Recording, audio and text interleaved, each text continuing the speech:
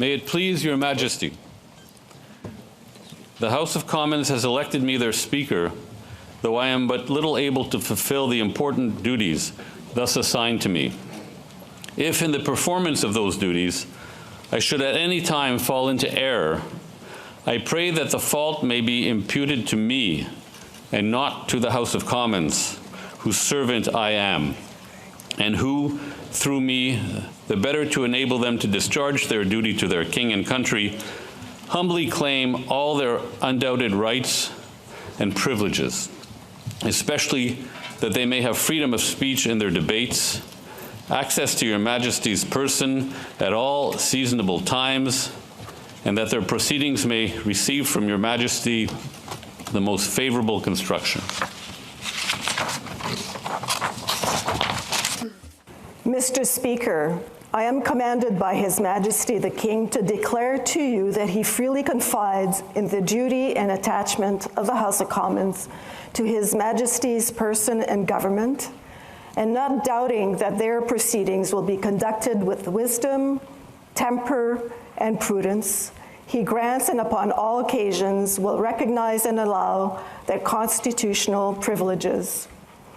I am commanded also to assure you that the Commons shall have ready access to His Majesty upon all seasonable occasions, and that their proceedings, as well as your words and actions, will constantly receive from him the most favorable construction. Honourable Senators, members of the House of Commons, it is with a deep sense of pride and pleasure that my wife and I join you here today as we witness Canadians coming together in a renewed sense of national pride, unity, and hope. I would like to acknowledge that we are gathered on the unceded territory of the Algonquin and Anishinaabe people. This land acknowledgement is a recognition of shared history as a nation, while continuing to deepen my own understanding. It is my great hope that in each of your communities and collectively as a country, a path is found toward truth and reconciliation in both word and deed. This is my 20th visit to Canada, spread over the course of more than half a century, and my first as sovereign. As I've said before, every time I come to Canada, a little more of Canada seeps into my bloodstream, and from there straight to my heart. I've always had the greatest admiration for Canada's unique identity, which is recognized across the world for bravery and sacrifice in defense of national values and for the diversity and kindness of Canadians. To the First Nations, Inuit and Métis peoples, you have welcomed my family and myself to your traditional lands with great warmth and hospitality, for which I am humbly grateful. This year, we mark the 80th anniversary of VE Day and VJ Day. On Juno Beach, at Dieppe, on the Somme, at Beaumont-Hamel, at Ypres, and on Vimy Ridge. At those places and many others, forever etched into our memories, Canadians fought and died alongside our closest allies. It has been nearly 70 years since the Sovereign first opened Parliament. In the time since, Canada has dramatically changed, repatriating its constitution, achieving full independence, and witnessing immense growth. Canada has embraced its British, French, and Indigenous roots and become a bold, ambitious, innovative country that is bilingual, truly multicultural, and committed to reconciliation. The Crown has for so long been a symbol of unity for Canada, it also represents stability and continuity from the past to the present. As it should, it stands proudly as a symbol of Canada today in all her richness and dynamism. When my dear late mother, Queen Elizabeth II, opened a new Canadian Parliament in 1957, the Second World War remained a fresh, painful memory. The Cold War was intensifying. Freedom and democracy were under threat. Canada was emerging as a growing economic power and a force for peace in the world. In the decades since, history has been punctuated by epoch-making events: the Vietnam War, the fall of the Berlin Wall, and the start of the War on Terror. Today, Canada faces another critical moment. Democracy, pluralism, the rule of law, self-determination, and freedom are values which Canadians hold dear, and ones which the government is determined to protect. The system of open global trade that, while not perfect, has helped to deliver prosperity for Canadians for decades, is changing. Canada's relationships with partners are also changing.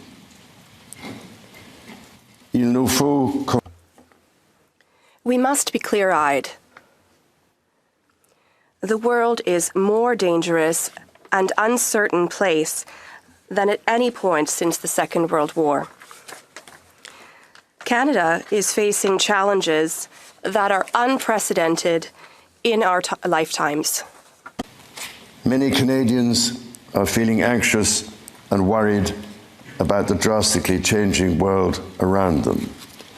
Fundamental change is always unsettling. Yet this moment is also an incredible opportunity, an opportunity for renewal, an opportunity to think big and to act bigger, an opportunity for Canada to embark on the largest transformation of its economy since the Second World War. A confident Canada, which has welcomed new Canadians, including from some of the most tragic global conflict zones, can seize this opportunity by recognizing that all Canadians can give themselves far more than any foreign power on any continent can ever take away. And that by staying true to Canadian values, Canada can build new alliances and a new economy that serves all Canadians. The Prime Minister and the President of the United States, for example, have begun defining a new economic and security relationship between Canada and the United States, rooted in mutual respect and founded on common interests, to deliver transformational benefits for both sovereign nations. To build Canada strong, the government is working closely with provinces, territories, and Indigenous peoples to identify and catalyse projects of national significance. Projects that will connect Canada, that will deepen Canada's ties with the world, and that will create high-paying jobs for generations. Given the pace of change and the scale of opportunities, speed is of the essence. Through the creation of a new major federal project office, the time needed to approve a project will be reduced from 5 years to 2, all while upholding Canada's world-leading environmental standards and its constitutional obligations to Indigenous peoples. The government will also strike cooperation agreements with every interested province and territory within 6 months to realize its goal of one project, one review. When Canadians come together, Canada builds things that last. Critically, the government will undertake a series of measures to help double the rate of home building while creating an entirely new housing industry, using Canadian technology, Canadian skilled workers, and Canadian lumber. The government will introduce measures to deliver affordable homes by creating Build Canada homes. This mission-driven organization will act to accelerate the development of new affordable housing. It will invest in the growth of the prefabricated and modular housing industry, and it will provide significant financing to affordable home builders. The government will make the housing market work better, including by cutting municipal development charges in half for all multi-unit housing. The government will drive supply up to bring housing costs down. To be truly strong, Canada must be secure. To that end, the government will introduce legislation to enhance security at Canada's borders. Law enforcement and intelligence agencies will have new tools to stop the flow of fentanyl and its precursors. The Canada Border Services Agency will be given new powers to examine goods destined for export, to prevent the transport of illegal and stolen products, including cars, to protect Canadians and their sovereign rights from wherever challenges may come at home or abroad. To keep communities safe, the government will hire 1,000 more RCMP personnel. It will change firearms licensing and strengthen enforcement of yellow and red flag laws. Weapons licenses for those convicted of intimate partner violence and those subject to protection orders will be revoked. Through the deployment of scanners, drones, and helicopters, additional personnel, and canine teams, the government will stem the tide of illegal guns and drugs across the border. It will take these steps while protecting the rights of law-abiding gun owners and Indigenous peoples' long-standing hunting traditions. The government will bring a renewed focus on car theft and home invasions by toughening the criminal code to make bail harder to get for repeat offenders charged with committing these crimes, along with human trafficking and drug smuggling. During this time of great change, Canadians are uniting behind what makes Canada unique. Nature is core to Canada's identity. In 2022, Canada convened COP15 in Montreal, which concluded with 196 countries striking a historic agreement to protect 30% of their lands and 30% of waters by 2030. To this end, the government will protect more of Canada's nature than ever before through the creation of new national parks, national urban parks, marine protected areas, and other conservation initiatives. The government will always protect the rights and freedoms that the Charter guarantees for every Canadian. The government will be a reliable partner to Indigenous peoples, upholding its fundamental commitment to advancing reconciliation. Central to this commitment is the creation of long-term wealth and prosperity with Indigenous peoples. For that reason, the government will double the Indigenous Loan Guarantee Program from $5 billion to $10 billion, enabling more Indigenous communities to become owners of major projects.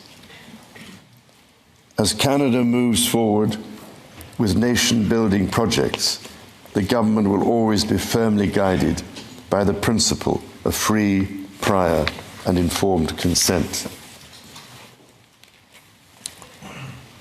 Canada's immigration system has long been a source of pride for Canadians and of dynamism for the economy. The government is dedicated to rebuilding the trust of Canadians in immigration by restoring balance to the system. Day-to-day government spending, the government's operating budget, has been growing by 9% every year. The government will introduce measures to bring it below 2%.